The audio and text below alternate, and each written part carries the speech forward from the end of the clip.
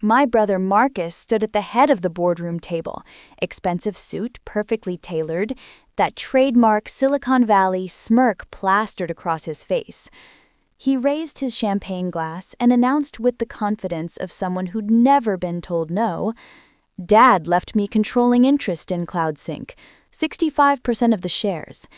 Emma, you get nothing but the employee stock options everyone else has."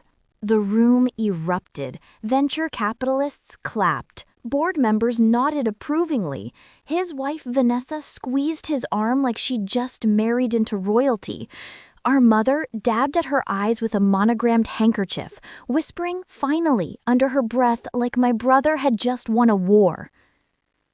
I didn't move, didn't blink, just stared straight at the company's CFO, Richard Chen, and said loud enough to cut through the celebration, "Richard, did you remember to tell Marcus about the Q4 audit? The one Dad commissioned 3 months before he died?" Richard's face went white. Marcus's glass stopped halfway to his lips. Vanessa's smile froze mid-beam. 27 people in that Palo Alto boardroom suddenly went dead silent. You could hear the air conditioning hum and someone's phone vibrate on the mahogany table. And in that single second, every person in that room knew the victory lap they'd been rehearsing for weeks was about to crash and burn. Before I tell you exactly what that audit revealed and how the rest of that afternoon destroyed not just my brother's inheritance, but his entire future, drop a comment and let me know where you're watching from tonight. Because what happened next made every single person in that room regret clapping so enthusiastically for someone who had no idea what he'd actually inherited. Hit that like button if you've ever watched your family celebrate your downfall while you sat there holding the one piece of information that would flip the entire script. Trust me, the look on Marcus's face was worth every silent year I spent being invisible. Now, let me take you back to how we got here. My name is Emma Chen Morrison. And if you'd met my family before that inheritance meeting, you'd probably have thought we were the ultimate Silicon Valley success story. Gorgeous, mid-century modern in Los Altos Hills. Tesla in every parking spot. TED Talk appearances, Forbes features. The kind of family that made wealth look effortless and legacy look inevitable. But those glossy magazine profiles never showed the quiet hierarchy that ruled everything behind our polished doors. Marcus has always been the son everyone orbited around. From the moment he came home from Stanford with a computer science degree, people listened longer, forgave faster, invested heavier. He was the first intern at Dad's startup, the first promoted to director, the first handed equity like it was candy. Every family dinner ended with Dad slapping his back, telling investors Marcus was the future of the Morrison legacy. He absorbed praise like it was oxygen. I learned early that I existed in the shade he cast. Teachers at our private school knew Marcus first, Emma second. Birthdays meant his achievements announced first. His Stanford acceptance celebrated loudest, while my Berkeley admission got a polite nod.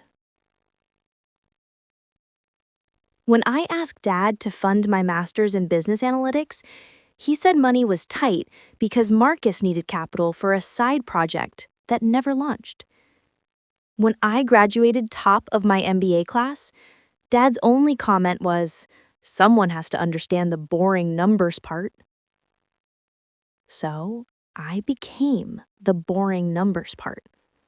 The day I turned 24, I accepted a junior analyst position at a venture capital firm in San Francisco, analyzing startups, learning cap tables, understanding how equity actually works, how companies hide debt, how valuations can be inflated with the right story and the wrong ethics.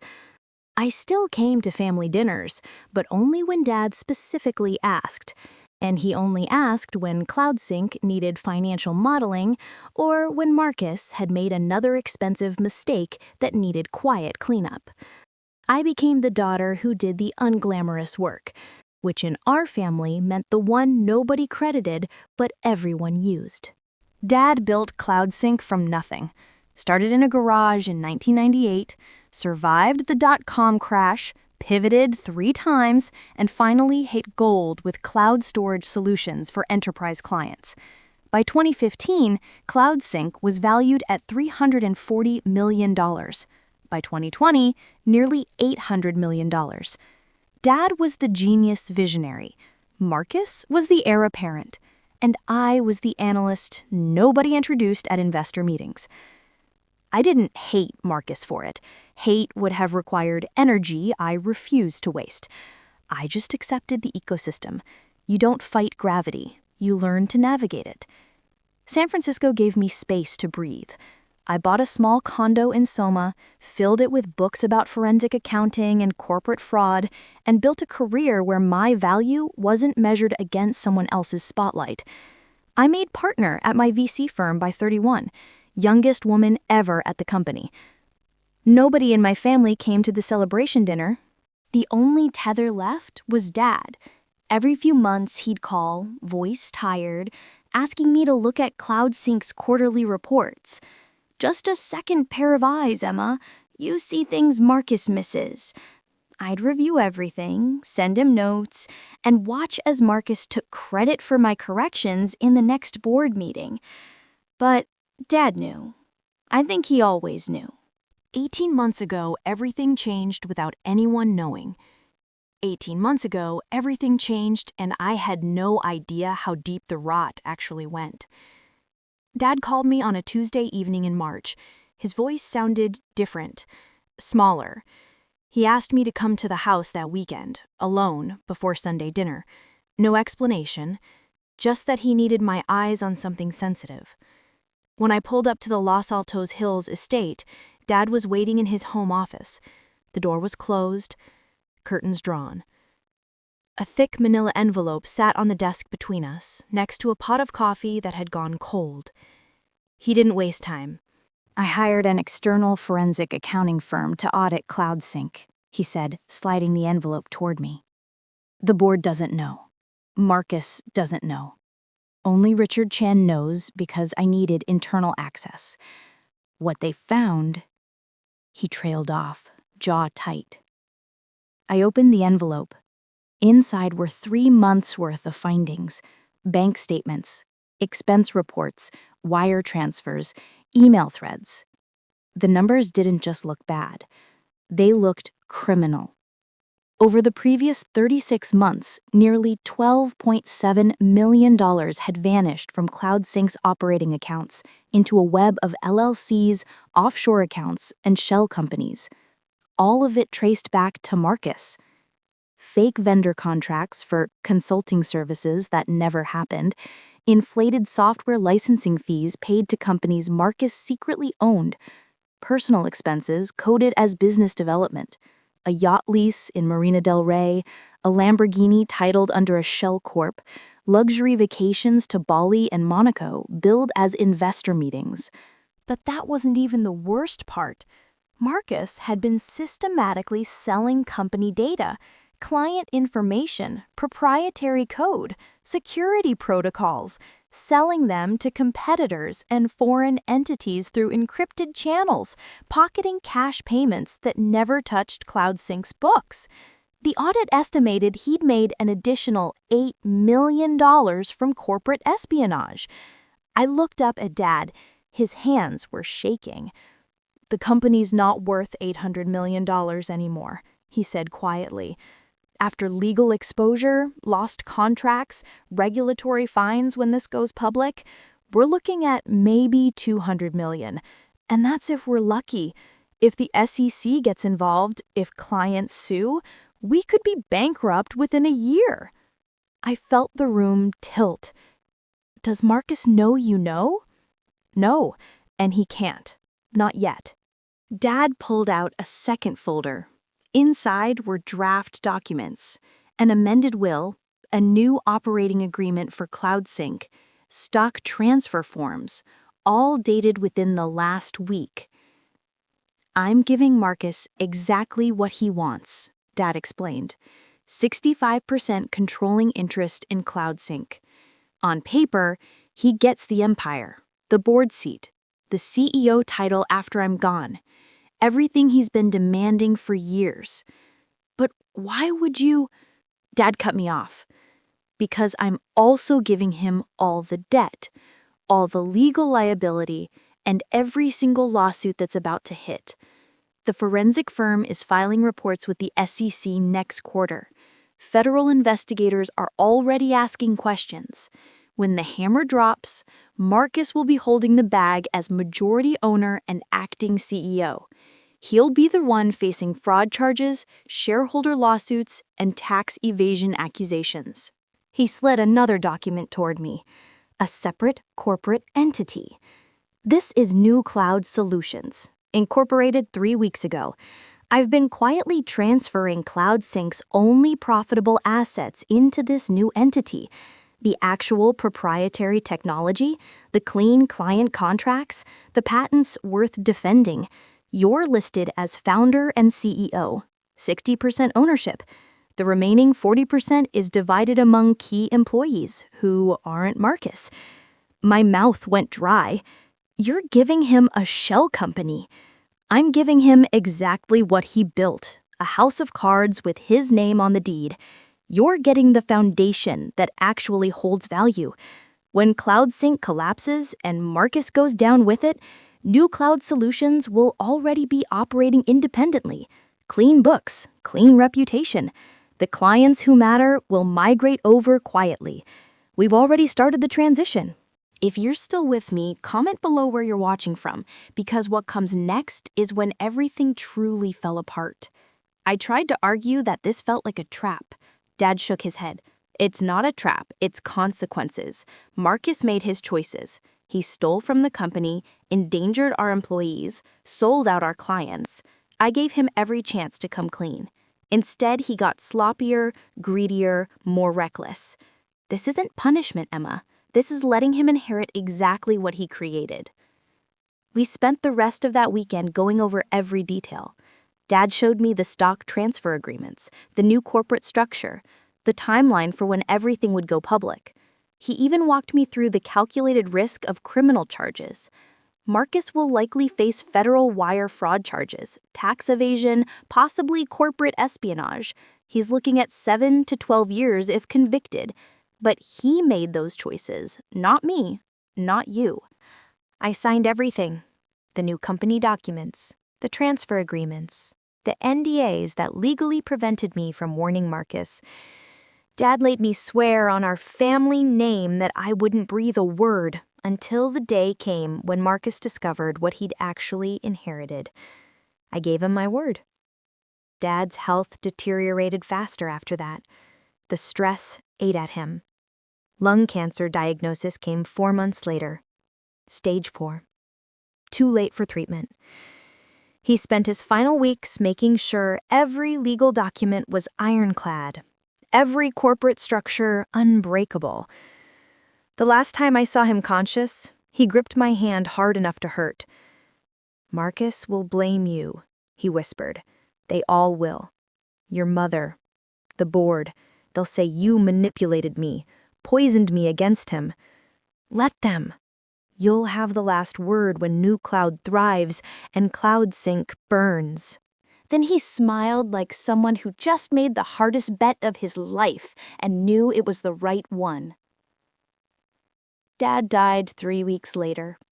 The funeral was massive. Tech giants gave eulogies. Marcus cried on camera. I stood in the back and said nothing. 7 months after the funeral, the summons arrived. The email came from our family attorney, Gerald Preston. Formal reading of Richard Morrison's will and distribution of CloudSync holdings. All beneficiaries and board members required to attend. Saturday, 2 p.m., CloudSync headquarters. I knew what that meant. The performance Marcus had been rehearsing his entire life, the coronation he believed he'd earned. The family group chat exploded within minutes. Marcus posted a photo of himself outside CloudSync's main building with the caption, "Legacy continued. Dad would be proud." Mom commented, "So proud of my son." Vanessa added champagne emojis and, "Our future starts now." I didn't reply. I just printed fresh copies of every new cloud document, every forensic audit page, every stock transfer form, and placed them in a leather portfolio. Then I cleared my calendar and drove down from San Francisco to Palo Alto. The CloudSync boardroom looked like a celebration before I even walked in. Catering had set up champagne towers. Someone had printed glossy folders with Marcus Morrison, CEO, embossed in gold. Board members mingled, congratulating each other on continuity of vision. Marcus stood at the head of the table in a custom Tom Ford suit, holding court like he'd already been crowned. Vanessa beside him in head-to-toe Chanel, showing off a new diamond bracelet that probably cost more than most people's cars. Mom sat near the front, tissue already in hand, ready to cry on cue. Gerald Preston called the meeting to order. He read through the preliminaries, the charitable donations, the personal effects. Then he reached the part everyone had been waiting for. To my son, Marcus Morrison, I leave 65% controlling interest in CloudSync Technologies, along with the position of Chief Executive Officer and Chairman of the Board, effective immediately. The room erupted. Applause, cheers, someone popped champagne. Marcus stood, accepting hugs and handshakes like he'd just won an election. Vanessa squealed. Mom sobbed into her tissue. Gerald continued, voice steady. To my daughter, Emma Chen Morrison, I leave existing employee stock options in CloudSync, standard non-voting shares, equivalent to other senior employees. Polite nods, a few sympathetic looks. Someone whispered, "At least she got something." Marcus raised his glass. To Dad's vision and to the future of CloudSync under my leadership. 27 glasses lifted. The celebration hit its peak. I stood up. The room gradually quieted. "Gerald," I said calmly, "did you give Marcus the attachment marked Appendix C, the forensic audit commissioned by Dad 4 months before he died?" Gerald's face went pale. Marcus's smile flickered. "Or Appendix D," I continued, "the SEC pre-filing notification regarding ongoing federal investigation into corporate fraud?" Marcus set his glass down. "What the hell are you talking about?" I opened my portfolio and pulled out the first document, laid it on the table where everyone could see the title. CloudSync Technologies, Forensic Audit Summary and Findings of Fraudulent Activity. Dad hired an independent firm to audit CloudSync 18 months ago. They found $12.7 million in misappropriated funds, fake vendor contracts, and data theft, all traced directly to you, Marcus. The room went silent. Marcus lunged for the document. "That's insane. This is fake." Richard Chen, the CFO, finally spoke from his corner. His voice was quiet but firm. "It's not fake. I provided the internal access for the audit. Every finding is documented and verified." Mom's tissue dropped. Vanessa's champagne glass slipped from her fingers, shattering on the floor. Nobody moved to clean it up. I pulled out the second document. "This is the SEC notification. Federal investigators are already building a case. Wire fraud, tax evasion, corporate espionage.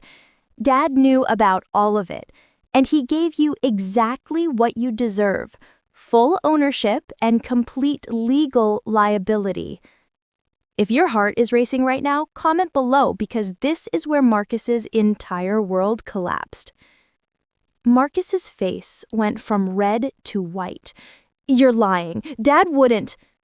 "Dad gave you the company," I said.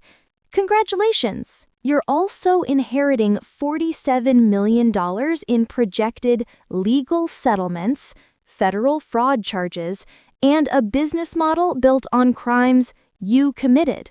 CloudSync isn't worth $800 million anymore. After legal fees and fines, you'll be lucky to break even. More likely, you'll be personally bankrupt and facing 7 to 12 years in federal prison." Gerald Preston cleared his throat, pulling out additional documents. "Emma is correct. Richard Morrison amended his will specifically to ensure Marcus received controlling interest with full legal accountability. As of this meeting, Marcus is the primary liable party for all corporate actions taken under his management." Marcus grabbed the papers, hands shaking, flipping through pages of legal language that might as well have been written in another language. Mom found her voice. "Emma, how could you let this happen? He's your brother." "I didn't let anything happen," I said. "Marcus stole from his own company, sold client data, faked contracts. Dad found out and made sure Marcus would face the consequences, not drag the rest of us down with him." Vanessa backed toward the door, eyes wide. "I didn't know. I swear I didn't know." "Neither did I," Marcus said desperately. "This is a setup. She poisoned Dad against me." I pulled out the final document. "This is New Cloud Solutions, incorporated 8 months ago by Dad. It holds all of CloudSync's actual valuable assets, the clean technology, the legitimate patents, the profitable client contracts. I'm CEO and majority owner. Dad transferred everything worth saving before he gave you the sinking ship." The board members started standing, gathering their things, murmuring about liability and legal counsel. Gerald confirmed it. "New Cloud Solutions is a separate legal entity. CloudSync's remaining assets are insufficient to cover projected legal exposure. Marcus, as controlling shareholder and CEO, you are personally liable for all debts and legal judgments." Marcus dropped into his chair.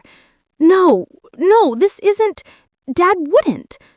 Dad protected the company by cutting out the cancer. You were the cancer, Marcus." Mom stood, voice shaking. "We'll fight this. We'll sue. You'll lose," Gerald interrupted. Richard Morrison was of sound mind. Every document is legally binding. The forensic evidence is irrefutable. Marcus's best option at this point is to cooperate with federal investigators and hope for a plea deal. Marcus put his head in his hands.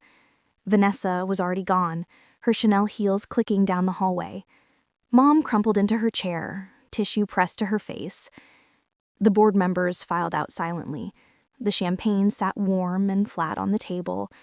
The celebration folders with Marcus's name on them stayed untouched. I closed my portfolio, picked up my bag, and walked toward the door. Marcus's voice followed me, broken and hollow. "You destroyed me." I stopped, turned, looked him in the eye. "No, Marcus. You destroyed yourself. I just inherited what was left." And I walked out of CloudSync headquarters for the last time. 3 months later, the dust had settled, but nothing was the same. The SEC indictment came down 6 weeks after the will reading. Marcus was formally charged with wire fraud, tax evasion, and theft of corporate assets. Vanessa filed for divorce before the ink dried on the indictment. She kept the diamond bracelet, left everything else. Mom sold the Los Altos Hills house to pay for Marcus's defense attorneys. She moved into a small apartment in Mountain View and stopped taking my calls. The last message she left said I was dead to her. CloudSync filed for bankruptcy 4 months after Marcus took control. The remaining assets were liquidated to pay creditors and legal settlements. Clients had already migrated to New Cloud Solutions, which Dad and I had designed to seamlessly absorb the transition. Marcus took a plea deal. 7 years in federal prison eligible for parole in 5.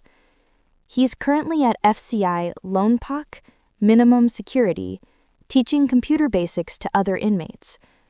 I heard through Gerald Preston that he spends most of his time in the prison library, reading books about business ethics. The irony isn't lost on me. New Cloud Solutions now operates out of a sleek office in downtown San Francisco. We're valued at $340 million and growing. Our clients trust us because we built our foundation on transparency and actual value, not smoke and mirrors. I bought a house in Pacific Heights with a view of the Golden Gate Bridge.